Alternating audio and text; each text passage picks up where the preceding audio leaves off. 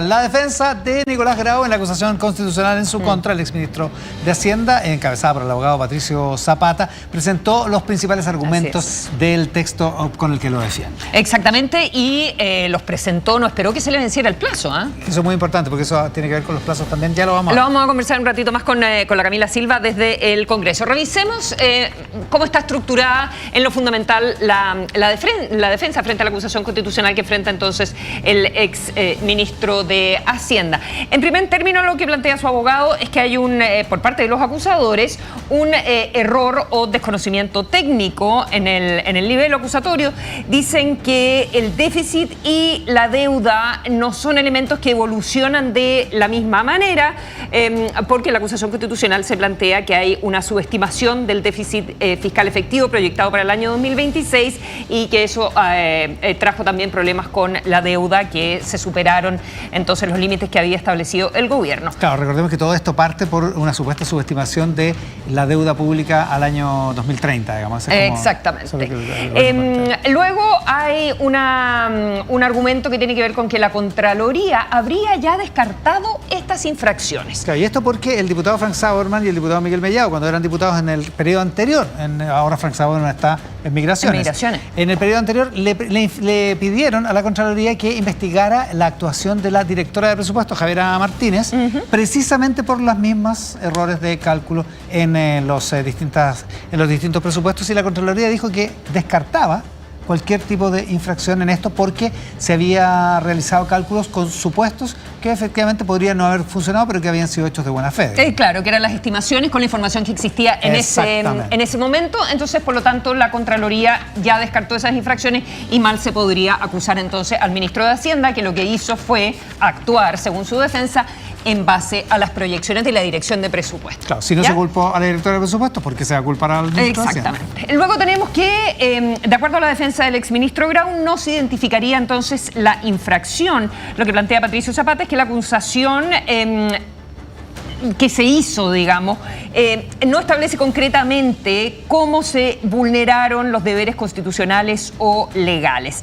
Dice que en el fondo no se señala cuál es el acto específico que él cometió o dejó de cometer. ¿Qué ocultó? ¿Qué omitió exactamente? ¿Qué instrucción debería haber dado y que no dio? ¿O qué control concreto fue el que omitió? Entonces, que eso es un problema, porque si no se establece exactamente qué es lo que hizo mal o dejó de hacer mal, cuál es el acto, mal se le puede acusar por eso. Claro, porque la acusación constitucional, recordemos que es sobre la base de infringir una norma constitucional. El último acápite de la defensa, o el último argumento clave de su defensa, es que se omite la gestión en transparencia fiscal. Esto es cuánto avanzó el Estado de Chile en transparencia de sus números, incluso medido en rankings internacionales durante el gobierno anterior. Pero a lo más relevante, se adelanta la defensa de Nicolás Grau y se presenta ya con todos sus argumentos. Exactamente. Y así se ve el cielo. Y así se ve el cielo. ¿Está nublado o está despejado para el ministro Grau? Se lo vamos a preguntar a Camila Silva. Ahí está, mira. ¿Cuándo se debería votar esta acusación constitucional, Camila? Buenas tardes. ¿Qué tal? ¿Cómo estás, Cami?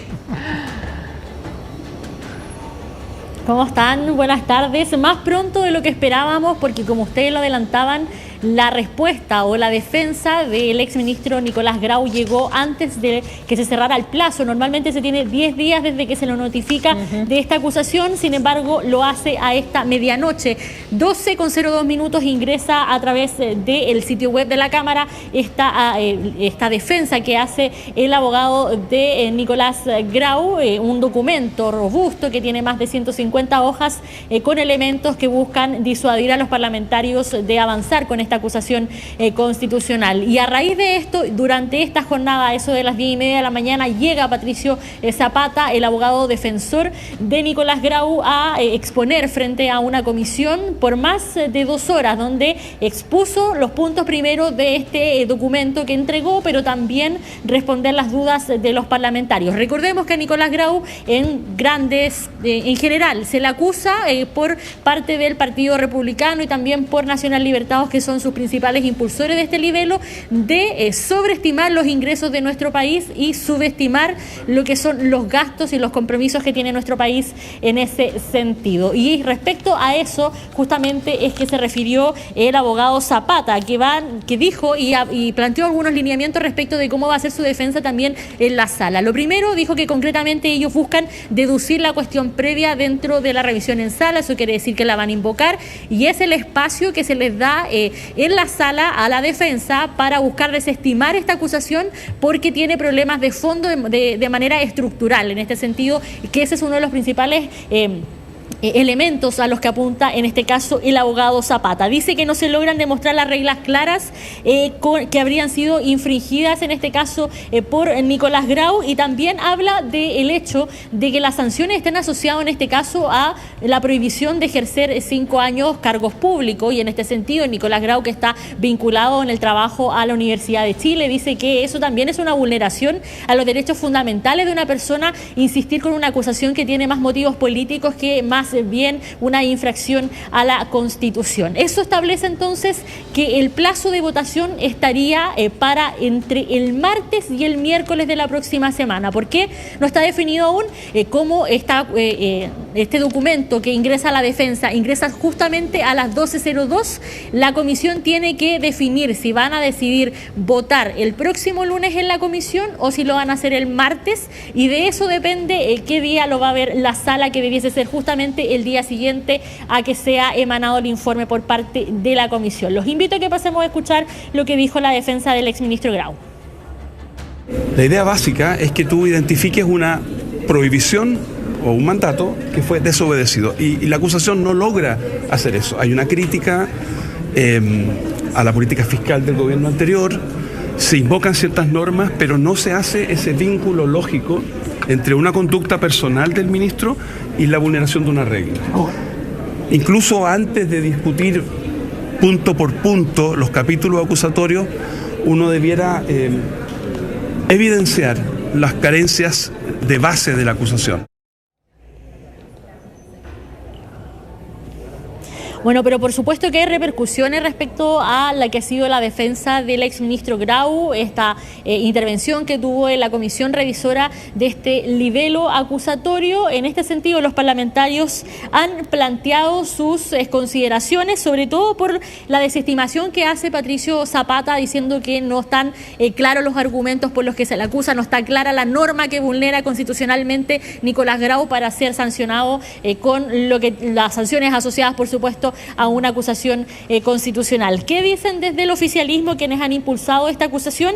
Que las infracciones son concretas, que están establecidas en la ley, que hay argumentos contundentes en contra de Nicolás Grau, y que también descartan que esto sea un elemento político en contra de Nicolás Grau, y que tienen los sustentos suficientes para que esta acusación avance. Mientras, por ejemplo, desde el PDG hoy día escuchábamos a la diputada Sandra Parisi decir: espero que el Senado resuelva rechazar esta acusación. Y esto es importante porque consideremos que hay dos parlamentarios de su colectividad, que en este caso son el diputado Olivares y el diputado Briones, que han firmado el libelo acusatorio, y el PDG aún no define cómo van a votar. De hecho, ellos dicen: vamos a votar en bloque, pero no sabemos si a favor o en contra. Pero desde ya la diputada Parisi dice: bueno, yo espero que el Senado desestime esta acusación, considerando que en la Cámara de Diputados el oficialismo ya tiene una mayoría circunstancial que podría favorecer el panorama para que esta acusación sea aprobada en dicha instancia. Los invito a que escuchemos las declaraciones de los parlamentarios.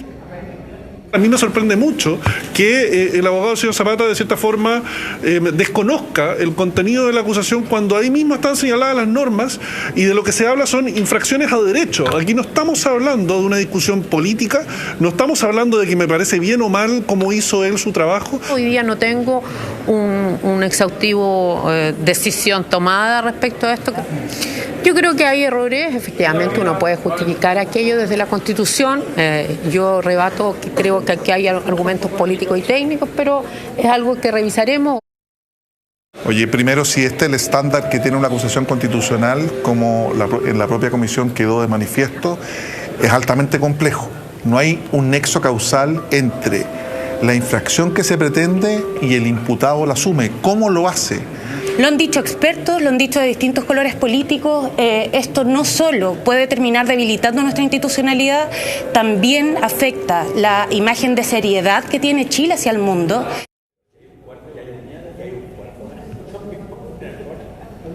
Parte de las reacciones entonces de parlamentarios durante esta jornada respecto a esta acusación que sigue avanzando y que también se abre a propósito de esto otra arista. Desde el primer momento se ha hablado de que esta acusación podría significar un efecto boomerang o un efecto dominó para el gobierno, en particular para lo que es la gestión del actual ministro de Hacienda, Jorge Quirós, quien de hecho se refirió a esto porque durante esta semana ha habido declaraciones de parlamentarios como por ejemplo el diputado Brito, que ha planteado que están esperando que pase un año y van a ser súper detallistas con las proyecciones que ha hecho Quirós en materia económica para revisarlas y si eventualmente esto va a significar en un año más una acusación constitucional en contra del actual ministro Quirós. Nosotros le preguntamos hace algunos minutos al ministro al respecto de esta posibilidad de que se le genere un efecto boomerang en contra de él y él planteó, ojo, un elemento que es súper importante porque también está dentro de lo que son los argumentos de la acusación en contra el ministro Grau. Y Quirós dice, siempre hay posibilidades de errar en las proyecciones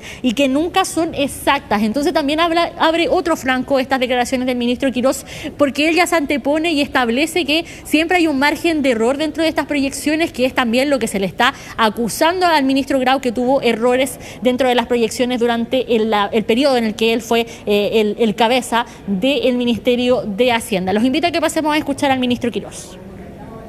Será materia de los abogados ver si basta un error de proyección o no para tomar una acusación y de nuevo está en sus prerrogativas. Las proyecciones nunca son exactas en economía, eso es todo lo que puedo decir. No me voy a pronunciar nunca sobre la acusación de Grau, no me voy a pronunciar, el Ministerio está fuera de ese tema, miramos hacia adelante, son prerrogativas parlamentarias. Dijo que no se va a pronunciar sobre la acusación, pero igual desliza de que las proyecciones no son exactas. Ahí se va a tener que evaluar ese argumento también una vez que sea revisado en la sala, también con la exposición de otros académicos y también expertos en materia constitucional que van a estar viniendo a las sesiones. Mañana se espera que concurra a la comisión el exministro de Hacienda, Mario Marcel, y ya la próxima semana debiese votarse en la comisión y en la sala de la Cámara de Diputadas y Diputados. Claro, Cami, el ministro Quirós no ha querido entrar en el fondo de la acusación, ni mucho menos, no quiere darle la razón a ninguna de las partes. Él está negociando un montón de temas relevantes en el Parlamento, pero también hay que reconocer que fueron los antecedentes que él entregó los que dieron pie a la argumentación que sustenta, finalmente respecto del déficit y del aumento de la deuda, etcétera, etcétera, que sustenta esta acusación que se ha presentado por parte de republicanos y de libertarios. Muchas gracias, Cami. Buenas tardes. Vamos a otro asunto. El 10 de marzo del año 2022, o sea, un día antes de terminar el gobierno de Sebastián Piñera II, el Ministerio del Interior firmó un decreto que otorgó una pensión de gracia a Benjamín Huerta Escobar porque se acreditó su calidad de víctima del estallido social. Así es.